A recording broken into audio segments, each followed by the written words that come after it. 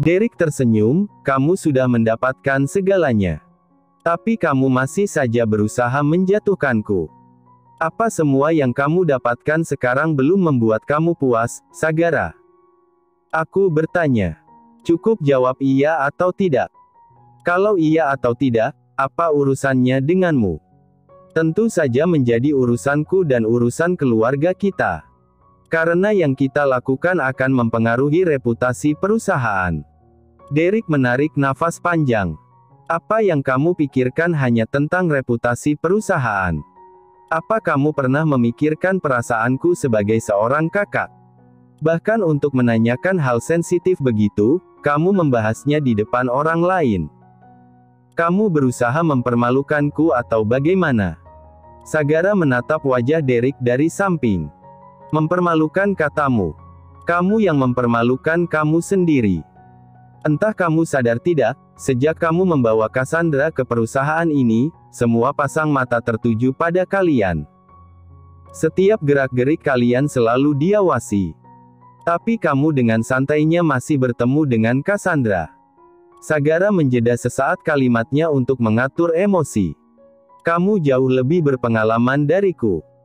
Kamu juga lebih lama terjun ke dunia kerja. Harusnya kamu tahu betapa munafiknya orang-orang. Meskipun mereka kelihatan biasa saja melihat kamu dengan Cassandra. Mereka membicarakan kamu di belakang, Derek. Apa kamu masih belum mengerti juga? Aku tidak berusaha mempermalukan kamu. Aku mengkhawatirkanmu, sialan. Sagara melengos dan menghembuskan napas kasar. Benci. Sagara benci harus menggakui perasaannya. Tapi jika tidak begitu, Derek pasti akan menganggapnya masih membencinya. Kamu tidak perlu mengkhawatirkanku. Aku tahu apa yang aku lakukan. Untuk mereka yang menggosipkanku, mereka hanya mampu bicara di belakang. Karena itu tempat mereka, selalu di belakang kita. Pintu lift terbuka. Derek keluar dari lift dulu, diikuti sekretarisnya. Dia masih menyebalkan dan keras kepala seperti dulu, kesal Sagara. Iya, Pak. Tapi maaf sebelumnya. Ada benarnya juga kata Pak Derek. Saat membahas hal-hal pribadi, mungkin sebaiknya dibicarakan berdua saja. Mungkin dengan begitu, Pak Derek mau terbuka. Sekali lagi maaf ya, Pak. Saya tidak bermaksud sok tahu. Sagara terdiam. Sagara jarang punya waktu berdua dengan Derek. Sibuk dengan pekerjaan masing-masing. Karena itu, saat ada waktu berdua seperti tadi, Sagara tidak tahan untuk tidak mengatakan isi hatinya. Kenapa Anda tidak coba bicara dengan Pak Derek, berdua sambil minum kopi? Saya lihat sebenarnya beliau sudah berubah menjadi baik. Misalnya saja, sekarang beliau tidak terobsesi menjadi CEO. Beliau mendukung Anda sepenuhnya. Mungkin yang beliau butuhkan dukungan dari orang-orang terdekat. Sagara tak merespon banyak dan langsung keluar dari lift diikuti Arya di belakangnya. Namun, Sagara terus memikirkan itu. Derek. Terlalu banyak luka yang menggores hati dan jiwanya. Status anak pertama, tapi tidak diakui kemampuannya oleh keluarganya. Mencintai seseorang tapi orang itu mengkhianatinya. Menikah berkali-kali tapi tidak punya anak. Apa dia merasa kesepian? Sagara menarik napas panjang. Benar, seharusnya Sagara mengajaknya bicara baik-baik. Mungkin lusa atau kapan-kapan Sagara akan mengajak Derek ngopi berdua. Arya. Iya, Pak. Thanks masukan kamu. Arya mengangguk. Sabtu ini, sesuai dengan janji, mereka akan pergi ke liburan. Sebuah villa berada di dekat pantai menjadi pilihan mereka. Ah, bukan mereka, tapi pilihan Derek. Jasmine tidak ditanya soal pilihannya. Dan tanpa sepengetahuan Jasmine, villa dekat pantai itu request dari Cassandra. Katanya dia ngidam ingin melihat sunset dan sunrise di laut. Derek tidak bisa menolak karena itu permintaan dari calon bayinya. Sekarang Derek dan Jasmine sudah berada di dalam mobil. Perjalanan menuju ke pantai. Sejak kemarin sampai detik ini mereka belum bicara. Perang dingin masih menyelimuti mereka. Pak Burhan kemana? Dari kemarin aku nggak melihat beliau.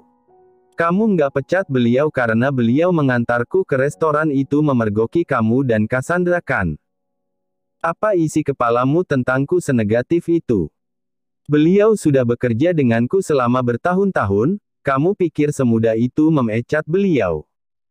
Mungkin saja. Karena beliau nggak menurut perintah kamu dan kamu memecatnya. Perintah apa? Mas, bisa tolong berhenti membodohiku? Aku tahu. Aku sudah tahu semuanya. Bukan dari Pak Burhan, tapi aku bisa membaca situasi. Kamu menyuruh Pak Burhan mengawasiku. Memastikan aku tidak memergoki kamu saat kamu bersama Cassandra.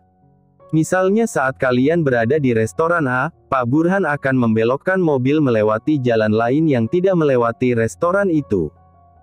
Tapi sepandai-pandainya menyimpan bangkai, pasti aroma busuknya tercium juga. Kamu kurang teliti, Mas, menyembunyikan aroma perselingkuhan kamu dengan Cassandra. Mencengkeram setir mobil, Derek menoleh pada Jasmine yang duduk di sampingnya. Aku dan Cassandra tidak selingkuh. Lalu apa hubungan kalian? Apa yang ingin kamu jelaskan padaku sampai kamu membawaku liburan? Kenapa tidak bisa menjelaskan kemarin atau sekarang saja, kenapa harus liburan? Atau kamu juga mengajak Cassandra liburan bersama kita? Atau ini permintaan dia? Bisa tolong diam? Aku sedang fokus menyetir. Jasmine membuka mulut ingin berbicara lagi namun, untuk apa? Semua pertanyaannya tidak ada satu pun jawaban. Derek terus menghindar. Bahkan menyuruhnya diam. Menghembuskan napas kasar, Jasmine melempar pandangan keluar jendela. Pikirannya penuh, hati berkecamuk dan perasaannya campur aduk. Apa ini akan menjadi akhir dari pernikahan mereka? Apa perjuangan Jasmine akan sia-sia? Perjuangan meninggalkan karirnya. Perjuangan bertahan di keluarga mertua yang toksik. Dan berjuang meluluhkan hati suaminya. Dret. Jasmine tersentak kecil dari lamunan mendengar getaran ponsel Derek. Derek mengambil ponsel di dashboard mobil dan membaca pesan yang masuk. Ternyata dari Cassandra. Cassandra, kamu sudah berangkat, Mas. Ini aku sama Pak Burhan juga mau berangkat. Terima kasih ya sudah meminta Pak Burhan mengantarku. Derek, iya. Hati-hati. Cassandra, iya, Mas, kamu juga. Derek meletakkan ponsel di dashboard mobil lagi. Namun selang 10 menit tiba-tiba ponselnya berdering. Ada telepon masuk dari Pak Burhan. Halo, Pak. Pak, gawat Pak. Bu Cassandra tiba-tiba merasa pusing dan perutnya sakit. Terus sekarang pingsan. Apa? Derek terkejut. Iya, Pak. Sekarang saya harus bagaimana, Pak? Menunggu Bapak ke sini atau saya bawa ke rumah sakit terdekat? Bawa ke rumah sakit terdekat. Saya akan segera ke sana. Kirimkan saja nama rumah sakitnya. Baik, Pak. Derek segera mengakhiri panggilan. Memasukkan ponsel ke dalam dashboard mobil, lalu memutar balik mobil menuju ke arah rumah Cassandra. Lebih tepatnya salah satu properti milik Derek yang dijadikan tempat tinggal Cassandra. Mas, kita mau kemana? Tadi siapa yang menelpon kamu? Kenapa dibawa ke rumah sakit terdekat? Siapa yang sakit? Derek tidak menjawab. Fokus melajukan mobil dengan raut wajah gelisah.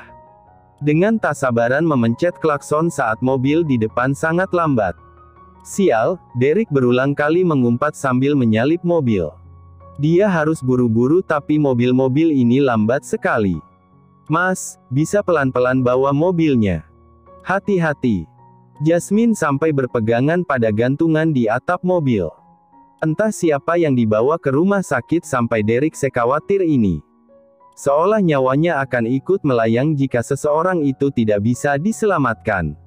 Bahkan Derek tidak menjawab pertanyaannya satupun. Namun, Jasmine berusaha positive thinking. Mungkin saja terjadi sesuatu pada anggota keluarganya.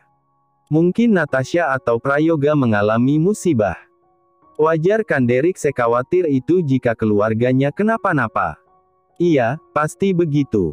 Namun, setibanya di rumah sakit, hati Jasmine mencelos. Rumah sakit terlalu jauh dari perumahan Natasha Prayoga atau Sagara Nadira. Jadi, yang sakit bukan salah satu dari mereka. Dalam kebingungan Jasmine bertanya-tanya sendiri.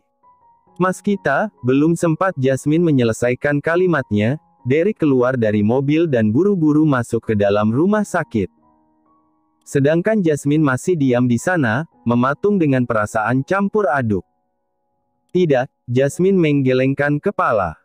Mungkin Mama Natasha atau Papa Prayoga mengalami kecelakaan di sekitar sini.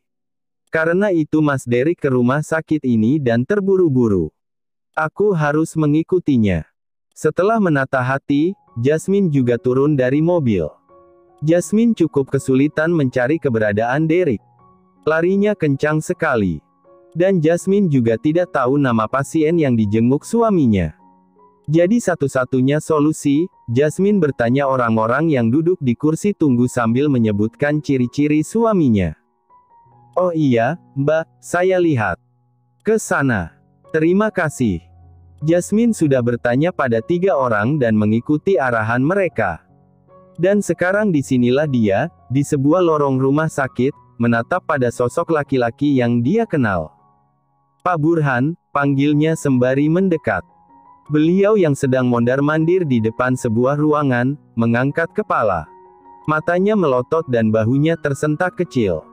Nyonya, Pak Burhan sedang apa di sini? Oh, apa ada anggota keluarga Pak Burhan yang sakit? Bukannya menjawab, beliau justru mendekati pintu dan berdiri tepat di depannya.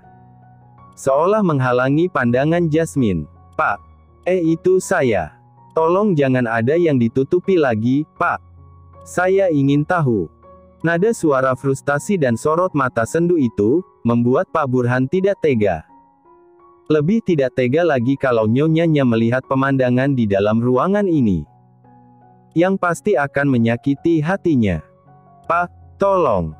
Nyonya yang kuat ya, dengan berat hati Pak Burhan bergeser dari pintu. Yang kuat ya. Kalimat itu terngiang-ngiang di kepala Jasmine. Kakinya masih mematung, tak ujung beranjak, meskipun hatinya menjerit penasaran. Penasaran apa yang terjadi di dalam ruangan itu sampai Pak Burhan menguatkannya. Suami saya ada di dalam. Bibir Jasmine gemetar. Iya, Nyonya. Jasmine menelan ludah kering berulang kali, mencoba menemukan kekuatan dalam dirinya untuk melangkah maju. 1 langkah, 2 langkah, dan 3 langkah membawanya tepat di depan pintu yang terbuka sedikit. Detik-detik yang berlalu seolah memanjang menjadi waktu yang tak berkesudahan, dan setiap langkah terasa seperti beban yang semakin berat. Dengan tangan gemetar, Jasmine memegang gagang pintu itu dan membukanya lebih lebar. Pemandangan di dalam membuat hatinya hancur berkeping-keping. Bagaimana keadaan kamu? Tanya Derek sambil berdiri di samping Cassandra dan mengusap rambutnya dengan penuh kelembutan. Aku baik-baik saja, Mas. Dokter bilang anak kita juga baik-baik saja. Cassandra tersenyum dan mengusap perutnya yang agak buncit. Anak kita, anak Derek dan Cassandra. Jasmine goyah, tubuhnya terhuyung sampai harus menguatkan cengkraman pada gagang pintu agar tubuhnya tidak ambruk. Jasmine merasakan dunianya runtuh. Detik itu, di hadapannya, bukan hanya pengkhianatan cinta, tapi juga pecahan-pecahan dari kepercayaan yang telah ia bina selama ini. Hatinya terasa seperti pecahan kaca yang tak bisa disatukan kembali. Meskipun ia mencoba kuat, setetes air mata akhirnya jatuh, membawa bersama kehancuran yang tak terelakkan. Mas, suara Jasmine lirih, pelan sekali, tak terdengar. Mereka masih terus berbicara. Mas itu, Cassandra menyadari lebih dulu keberadaan Jasmine dan menunjuk dengan jari telunjuknya. Sayang, Derek menoleh dan buru-buru menghampiri istrinya. Sebelum tangan itu berhasil menyentuhnya, Jasmine termundur. Dengarkan dulu penjelasanku. Jasmine, Derek mencelos saat Jasmine menolak sentuhannya. Tidak salah lagi, dia pasti salah paham. Padahal Derek sudah menyusun rencana sedemikian rupa untuk jujur. Rencana yang meminimalisir sakit hati istrinya. Tapi berantakan dan tidak sesuai dengan ekspektasi. Derek juga tidak menginginkan ini terjadi. Tapi mau bagaimana lagi, semua sudah terlanjur. Satu-satunya hal yang bisa ia lakukan sekarang adalah menjelaskan pada istrinya. Aku jelaskan. Tidak perlu, Mas. Aku sudah melihat, mendengar dan tahu apa yang terjadi antara kamu dan Cassandra. Jasmine menahan diri mati-matian untuk tidak berteriak, menjerit, dan meraung-raung di sini. Yang kamu lihat bukan seperti itu kenyataannya, sayang. Aku jelaskan ya. Dengarkan baik-baik. Jelaskan apa lagi, semuanya sudah jelas di depan mataku, Mas. Kamu dan Cassandra selingkuh di belakangku sampai punya anak. Punya anak. Mas. Kenapa kamu setega ini padaku? Aku pernah bilang kan. Jika kamu tidak menginginkanku lagi, bilang. Aku pasti pergi. Tapi bukan seperti ini caranya. Bukan mengkhianatiku dengan perselingkuhan ini. Sayang, aku dan Cassandra tidak selingkuh. Anak itu, anak yang dikandung Cassandra tidak sengaja. Hari itu, aku mabuk dan berhubungan badan dengan Cassandra. Aku juga tidak menyangka one night stand itu menghasilkan anak. Aku bingung harus bagaimana. Di sisi lain aku menginginkan seorang anak. Tapi di sisi lain aku juga tidak mau kehilangan kamu. Setiap hari aku mencari cara, bagaimana memberitahu kamu tanpa menyakiti kamu. Tapi, kita bercerai saja. Dek. Sayang, jantung Derek seakan copot mendengar kata keramat itu. Cerai. Tidak. Derek tidak mau. Kamu sedang emosi. Bicara kamu jadi ngelantur. Ayo kita masuk ke ruangan dulu. Aku dan Cassandra jelaskan sama-sama detail ceritanya. Detail cerita. Maksud kamu detail saat kamu diam-diam menemui Cassandra di belakangku. Bukan begitu, Jasmine, jangan seperti ini. Tolong, dengarkan aku dulu, desak Derek dengan suara yang penuh keputusasaan. Matanya mencari mata Jasmine, berusaha menemukan sambutan atau pemahaman. Aku benar-benar tidak peduli dengan Cassandra. Aku menemuinya karena ingin bertemu anakku. Tidak lebih dan tidak kurang, lanjutnya, berbicara dengan nada serius dan penuh penegasan. Ia merasa terombang-ambing di lautan ketidakpengertian, mencoba menjelaskan dirinya. Apa kamu tidak bisa mengerti perasaanku? Bertahun-tahun aku menginginkan anak, dan aku mendapatkannya dari Cassandra. Aku sangat bahagia, ucap Derek dengan penuh emosi, berusaha membuka hati Jasmine terhadap sisi lain dari kisah yang tengah mereka alami. Jasmine mundur selangkah, tubuhnya goyah untuk sesaat. Dalam keheningan yang tercipta, bingung dan kecewa melintas di wajahnya. Pertarungan batinnya begitu nyata, mencoba memahami penjelasan suaminya yang terasa begitu kompleks. Sayang, tidak bisakah kamu ikut bahagia dalam kebahagiaanku? Kamu mencintaiku kan? Aku juga mencintaimu. Kita bisa sama-sama membesarkan anak itu, ujar Derek dengan penuh harap, suaranya bergetar mencerminkan ketulusan yang ingin ia sampaikan. Matanya memandang Jasmine, mencari kerlipan persetujuan di sana. Namun, Jasmine hanya mampu menatap tanpa sepatah kata. Hatinya masih terperangkap dalam labirin emosi yang rumit, sulit untuk mencerna kenyataan yang baru saja diungkapkan oleh suaminya. Tidak, Mas. Kamu tidak mencintaiku. Aku mencintaimu. Berapa kali aku bilang? Aku tidak mencintai perempuan lain selain kamu, Jasmine. Kenapa kamu tidak mengerti juga? Kamu mencintai Cassandra. Derek mengusap wajahnya dengan frustrasi. Aku tidak mencintai Cassandra. Aku hanya peduli pada anak dalam kandungannya. Jika kamu tidak mencintainya, saat kamu mendengar Cassandra pingsan dan masuk rumah sakit, kamu tidak sekhawatir itu. Kamu tidak akan mengabaikanku, perempuan yang katanya kamu cintai. Aku kebingungan dan gelisah. Tapi kamu tidak menjawab satupun pertanyaanku. Seluruh fokus kamu tertuju pada Cassandra. Dan itu sudah cukup membuatku mengambil keputusan ini, Mas. Aku ingin kita bercerai. Maaf, Aku sudah tidak sanggup lagi. Selamat atas kebahagiaan kamu. Selamat akhirnya kamu punya anak. Dan sekarang kamu juga tidak membutuhkanku lagi kan? Aku tidak bisa memberikanmu anak. Jasmine semakin mundur. Jasmine berbalik badan dan berlari sekencang yang dia bisa. Derek tidak tinggal diam dan mengejarnya. Sebelum pergi, dia meminta Pak Burhan untuk menjaga Cassandra. Jasmine tunggu. Sesampainya di depan rumah sakit, Derek berusaha menghentikan taksi yang dinaiki istrinya. Dengarkan dulu. Namun, Jasmine tidak mau berhenti dan taksi pun melaju. Tak ingin ketinggalan, tak ingin Jasmine meninggalkannya, Derek menghentikan taksi lain dan meminta sopir mengejar taksi di depannya. Sayang, tunggu, Derek berusaha menghentikan Jasmine yang memasukkan baju-bajunya ke dalam koper. Kamu mau kemana? Kenapa memasukkan baju kamu ke dalam koper? Kemanapun, asal tidak tinggal di rumah ini lagi. Setelah aku pergi dan kita bercerai, kalian bisa bebas bersama. Kamu juga bisa membawa Cassandra ke rumah ini. Kalian juga tidak perlu bersembunyi-sembunyi lagi. Dengan kesedihan bercampur kemarahan, Jasmine terus memasukkan baju-baju ke dalam koper. Jasmine hanya mengambil baju-baju yang dia beli dengan uangnya sendiri. Baju, perhiasan, tas, sepatu atau barang-barang yang Derek belikan, Jasmine tidak mau membawanya. Sayang, jangan pergi, aku mohon. Pelukan Derek dari belakang menghentikan gerakan tangan Jasmine yang hendak meresletingkan koper. Aku juga tidak menginginkan semua ini. Aku tidak pernah mengharapkan anak dari Cassandra. Tapi aku bisa apa jika takdir menuliskan aku memiliki anak dari Cassandra? Takdir. Kamu yang menciptakan takdirmu sendiri, Mas.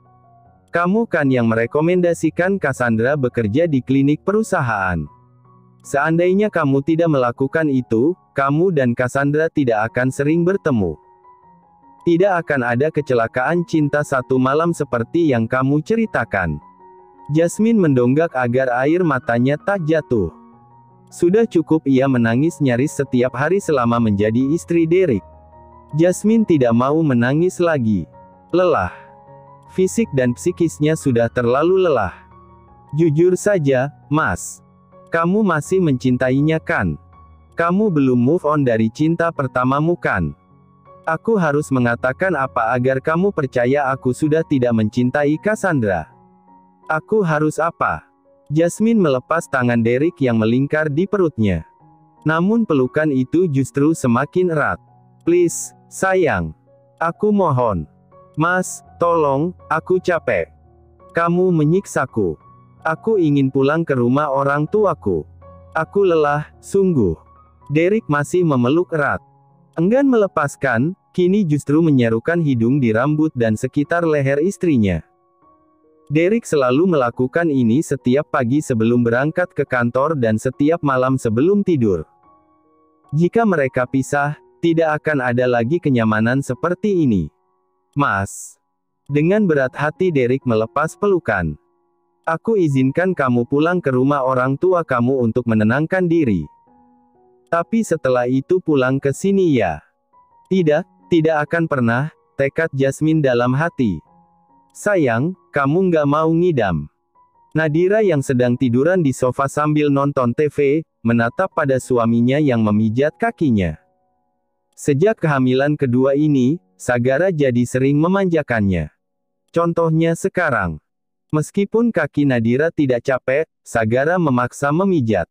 Aku nggak lagi pengen apa-apa, Mas. Yakin nggak mau apa-apa? Nggak mau makan rujak gitu? Atau makan sate padang? Atau minta diambilkan mangga tetangga sebelah? Atau pengen nguras air laut?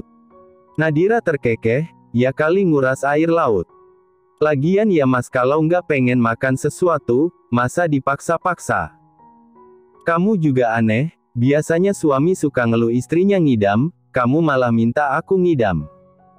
Pengen aja ngerasain serunya menuruti keinginan istri. Sagara berhenti memijat, lalu merebahkan tubuhnya di depan Nadira yang tiduran miring. Dengan posisi wajah Sagara sejajar dengan dada istrinya. Sagara mendusel-duselkan wajahnya pada benda kenyal itu. Mas geli tahu, Nadira menepuk lembut punggung suaminya sambil mengganti channel TV. Hehe, empuk, sayang. Karena Nadira malas-malasan, Sagara juga ikut malas-malasan. Momen ini menyenangkan sekali. Apalagi si kecil di rumah oma opanya. Sekarang Sagara bisa memonopoli Nadira tanpa harus berbagi dengan Samudra. Mas. Aku kepikiran Jasmine terus. Kenapa? Aku hanya merasa. Pasti sedih sekali di posisi Jasmine. Dia sangat berharap bisa segera hamil. Tapi sampai sekarang belum hamil juga. Meski begitu dia selalu berusaha ceria. Setiap datang ke rumah kita menjenguk Samudra, dia tidak pernah menunjukkan kesedihannya. Tapi sebagai sesama perempuan aku tahu dia sedih. Apalagi dia juga mendapat tekanan dari keluargamu, Mas. Kamu juga lihatkan sikap Papa Prayoga, begitu dingin pada Jasmine. Ditambah lagi dia tahu suaminya masih berhubungan dengan mantan istrinya di kantor. Memangnya selama ini Jasmine nggak tahu Cassandra kerja di kantor? Apa mungkin Derek nggak ngasih tahu dia? Aku juga nggak tahu, Mas. Tapi sepertinya enggak. Sepertinya Kak Derek menyembunyikan itu dari Jasmine. Sagara menghela napas panjang. Sepertinya mereka sedang nggak baik-baik aja, lirih Sagara saat mengingat gosip kehamilan Cassandra yang entah benar atau tidak. Tapi jika benar bisa dipastikan pernikahan mereka akan hancur. Bukan urusan kita. Nggak usah dipikirin. Fokus aja dengan hidup kita, ucap Sagara. Iya, Mas, tapi kasihan. Sagara mendonggak, bisa tolong kasihani suamimu ini saja, yang menunggu istrinya ngidam tapi nggak ngidam-ngidam. Nadira tertawa, menangkap pipi Sagara dan mencium puncak hidungnya. Ya udah, kalau gitu aku mau ngidam makan. Makan kamu, Nadira menggigit hidung suaminya. Taksi yang ditumpangi Jasmine akhirnya tiba di kediaman kedua orang tuanya. Setelah membayar sejumlah uang, Jasmine turun dari mobil. Pak sopir juga membantu Jasmine menurunkan koper. Jasmine, ucap Bu Mawar, Ibu Jasmine. Mendengar suara mobil, Mawar buru-buru keluar dari rumah. Mama pikir tadi suara mobil kamu dengan suamimu, ternyata taksi. Tumben kamu naik taksi ke sini. Biasanya bersama suamimu. Terus mana Derek? Mama sudah lama tidak bertemu menantu kesayangan Mama. Perasaan Jasmine kian menyendu saja melihat respon mamanya yang excited bertemu Derek. Aku sendiri, Ma. Sendiri. Apa maksudnya sendiri? Terus kenapa kamu bawa koper segala? Oh kamu dan Derek mau liburan ke LN, terus mampir ke sini mau pamit sama Mama Papa ya? Aduh, nggak usah, Jasmine. Kamu sudah menikah. Kamu nggak perlu izin Mama dan Papa. Ya udah sana naik taksi lagi, suamimu pasti sudah menunggumu di bandara. Jangan lupa beli oleh-oleh untuk Mama Papa ya. Mawar terus berbicara sendiri tanpa mendengar penjelasan dari Jasmine. Jasmine bahkan tidak diberikan kesempatan untuk bicara. Ah, kenapa heran? Bukankah biasanya juga selalu begini? Setiap dia dan Derek datang ke rumah, Mama dan Papanya pasti sibuk mengajak ngobrol Derek. Jasmine seperti bukan anak mereka saja. Loh kok taksinya pergi? Mawar heboh saat taksi melaju meninggalkan halaman rumah. Pak, tunggu. Main pergi aja. Anak saya belum masuk loh. Ma, Jasmine segera menahan tangan mamanya saat ingin mengejar taksi. Gimana sih, kamu kok biarin taksi itu pergi? Terus kamu balik ke suami kamu naik apa? Ya udah Mama pesankan taksi online aja. Ma, Jasmine menahan pergelangan tangan mamanya saat mamanya hendak masuk ke dalam rumah mengambil ponsel. Suara Jasmine memberat, sulit sekali mengatakan ini. Sungguh, sangat sulit. Tapi ini adalah keputusan yang terbaik, bukan? Kamu apa? Yang jelas kalau ngomong, aku dan Mas Derek akan bercerai, Ma.